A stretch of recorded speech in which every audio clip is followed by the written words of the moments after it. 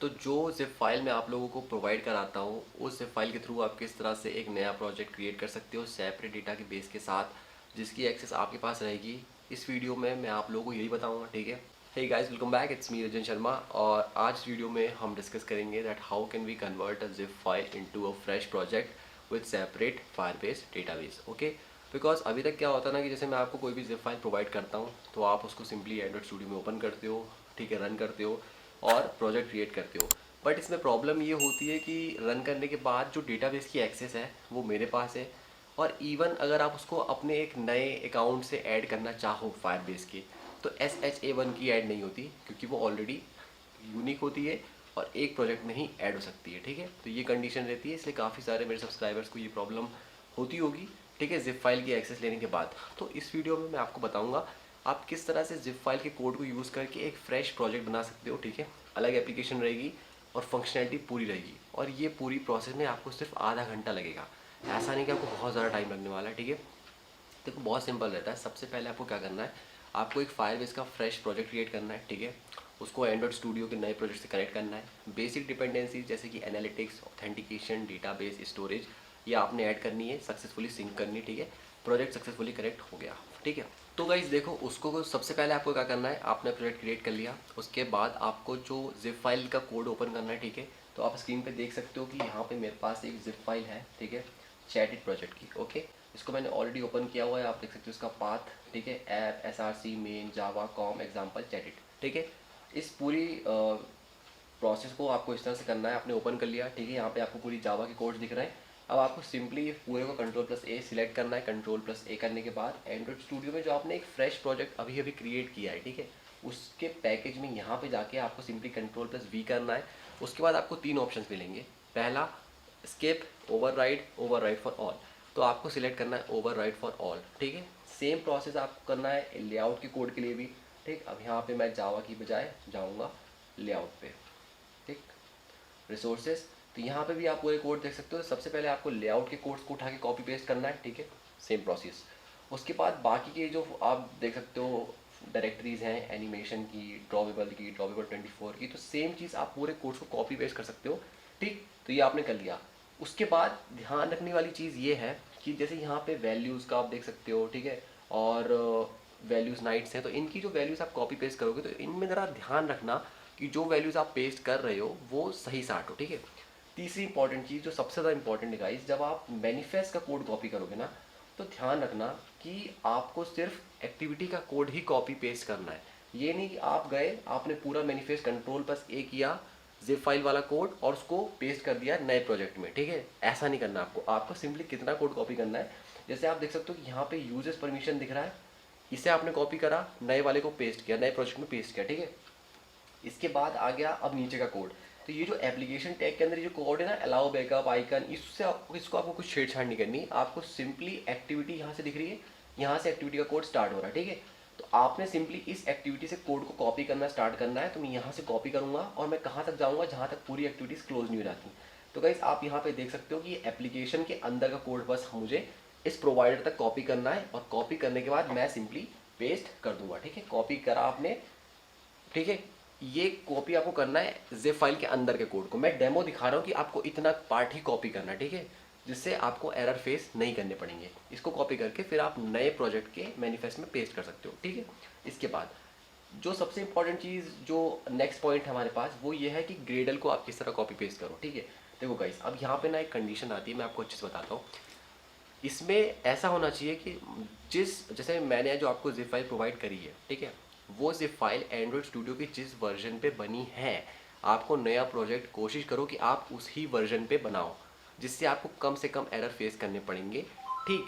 In case अब tension मत, तो आप सोच रहे हो कि हमारा अपडेटेड है, लेटेस्ट वर्जन है, तो हम क्या करें, उसकी भी कोई प्रॉब्लम नहीं है। आपको ग्रेडल में बहुत ध्यान रखना है कि आप जब भी डिपेंडेंसीज ऐड करो, तो आपने ये जो फर्स्ट लेवल का ग्रेडल होता है ना, यहाँ पे मेवन यूआरएल बहुत ध्यान से ऐड करना है, ठीक है। आपको ये पूरा पार्ट दिख रहा है, मेवन यूआरएल, यहाँ पे जिटसी का ऐड है, ठीक है, यहाँ पे नॉर्मल HTTP जिट पैक.io। तो ये मेवन यूआरएल आपको ज़रूर ऐड करना है, क्योंकि अगर आप ये ऐड नहीं करेंगे ग्रेडल में तो आपको एरर फेस करने पड़ सकते हैं, जैसे artificial infect could not resolve this following dependency, ठीक है, इस तरह के एरर्स आप फेस कर सकते हो। तो ध्यान रहे कि ये मेवन यूआरएल आप ज़रूर ऐड करें, ठीक है, ग्रेडल में। और ये जो क्लास पाथ वगैरह है ये भी ऐड करने में आसानी होती है जब एंड्रॉइड स्टूडियो का वर्जन सेम हो, ठीक है, जिसपे जिप फाइल बनी है और जिसपे आप नया प्रोजेक्ट क्रिएट कर रहे हो, अगर उसका वर्जन सेम है तो बहुत अच्छी बात है, और अगर नहीं है तो ध्यान रहे कि ये जो मेवन यूआरएल है ये आप बहुत ही ध्यान से पेस्ट करें, ठीक है। उसके बाद और ये जो सेकेंड लेवल की है इसमें तो कोई प्रॉब्लम है ही नहीं, आप पूरी डिपेंडेंसीज को ऐड कर सकते हो, ठीक है। और इनकेस अगर एरर फेस कर रहे हो तो पूरी डिपेंडेंसी से इनको अपडेट कर दो।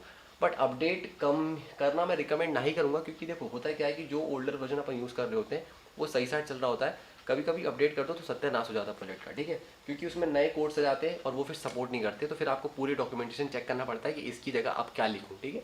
तो वो पंचायत होती है, तो उसको आप रहने दो, ठीक है। कोशिश करो कि अगर एग्जिस्टिंग डिपेंडेंसी पे काम हो रहा है तो उसको होने दो, कुछ नहीं करना, ठीक है। तो मैनिफेस्ट समझ गए आप, जितना कोड ज़रूरी है एक्टिविटी का उतना ही कॉपी पेस्ट करना है। ग्रेडल में मेवन यूआरएल ज़रूर से ऐड करें, ठीक है, क्योंकि प्रॉब्लम फेस करनी पड़ सकती है। और इसके बाद वर्जन मैंने आपको बता दिया कि जिस वर्जन पे जिप फाइल वाला प्रोजेक्ट बना है वही वर्जन अगर आप नए प्रोजेक्ट पे क्रिएट करोगे तो आसानी होगी। लेटेस्ट है तो भी ठीक है, बट यूआरएल मेवन यूआरएल वगैरह का ध्यान रखना पड़ता है, ठीक है। इसके बाद बेसिक प्रॉब्लम्स आप फेस करते हो सकते हो, जैसे मिन एसडीके वर्जन, ठीक है, टारगेट एसडीके, तो ये सब चीज़ें भी आप मैनेज कर सकते हो। इसके बाद भी अगर आप प्रोजेक्ट क्रिएट करते हो ये वीडियो देखने के बाद और आपको कोई एरर आता है कि यहाँ पे प्रॉब्लम हो रही है, ठीक है, और नहीं हो पा रहा, तो आप सिंपली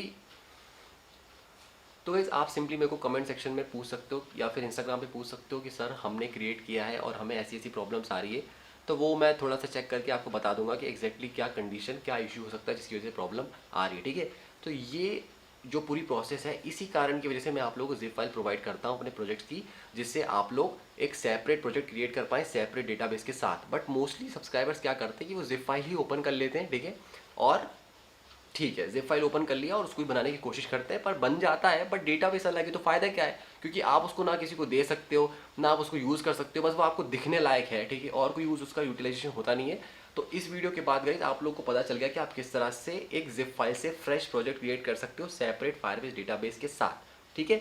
और ये प्रोसेस बहुत ही सिंपल है, ठीक है। शुरू में आप हो सकता है एक आध बार करो तो आपको कुछ एरर्स फेस होंगे, ठीक है, जैसे कलर्स में, और हाँ थीम्स में भी ध्यान रखने की ज़रूरत है, क्योंकि गाइस होता क्या है कभी कभी ना कि थीम्स आप पूरी कॉपी पेस्ट कर देते हो तो गड़बड़ हो जाती है, ठीक है। आपने चेंजेस नहीं करना, बल्कि चेंज ना ही करो, आपका जो नया प्रोजेक्ट है उसमें जो ऑलरेडी थीम्स बनी हुई हैं उसको आप थोड़ा बहुत कस्टमाइज कर सकते हो या नई थीम्स बना सकते हो। पूरी की पूरी कॉपी पेस्ट मत कर लेना, मतलब जो जिप फाइल का थीम है वो आपने पूरा उठाया कंट्रोल+A और कंट्रोल+V मार दिया, ऐसे नहीं करना, ठीक है। तो ध्यान रखना, थोड़ा सा अपना दिमाग भी लगाना कि कितना कोड मुझे कॉपी करना चाहिए, कितना कोड मुझे कॉपी नहीं करना चाहिए, ठीक है। इस तरह से अगर आप करोगे तो आपका नया प्रोजेक्ट बहुत जल्दी क्रिएट हो जाएगा, और मुश्किल से आधे घंटे लगते हैं इस पूरी प्रोसेस में, ठीक है। आधे घंटे में आप एक पूरा नया प्रोजेक्ट बना सकते हो मेरी जिप फाइल से। और अगर आपको जिप फाइल चाहिए तो आप सिंपली चैनल की मेंबरशिप ज्वाइन कर सकते हो जो कि 199 पर मंथ है। और अगर आपके पास कार्ड नहीं है और आप यूट्यूब की पेमेंट एक्सेप्ट नहीं कर पा रहे, मतलब नहीं भेज पा रहे उसको, तो आप सिंपली गूगल पे, फ़ोनपे, पेपाल, काफ़ी सारे यूपीआई अकाउंट्स हैं जिस पे आप पैसे भेज के और जिप फाइल ले सकते हो। मैं आपको ईमेल के थ्रू उसको दे दूँगा, ठीक है। और अगर ये वीडियो और ये ट्यूटोरियल आपको काम आपकी हेल्प करता है तो आप सुपर चैट में 100 रुपये भी सेंड कर सकते हैं, ठीक है। और ये thank you, good job, nice tutorial, इसका क्या भजिया बना के खाऊंगा मैं, तो ठीक है। अगर आपको ट्यूटोरियल काम आपकी हेल्प करता है आपको, तो अगर ये ट्यूटोरियल आपके लिए यूज़फुल है तो आप सुपर चैट में भी कंट्रीब्यूशन दे सकते हो, आप सोर्स कोड भी परचेज कर सकते हो, मैं आपको जिप फाइल प्रोवाइड करूँगा, ठीक है। और अगर यूपीआई यूज़ करते हो तो कोशिश करो कि यूपीआई पे ही परचेज करो, यूट्यूब पे मत करो, ठीक है। तो ये पूरा कंप्लीट ट्यूटोरियल था, ठीक है। तो इस ट्यूटोरियल को देखने के बाद आप जिप फाइल से एक फ्रेश प्रोजेक्ट क्रिएट कर सकते हो बिना किसी प्रॉब्लम के। ओके गाइज, तो आई होप ये वीडियो आपको समझ में आया हो पूरी तरह से, ठीक है गाइज। सो इसके बाद आप चाहो तो कर सकते हो, और अगर आपको जिप फाइल चाहिए तो सिंपली आप परचेस कर सकते हो। Thank you for watching. और अगर कोई एरर आता है तो आप कमेंट सेक्शन में पूछ सकते हो, मैं आप लोगों को 24 आवर्स के अंदर रिप्लाई करूँगा कि आप किस तरह से उस एरर को सॉल्व कर सकते हो। धन्यवाद।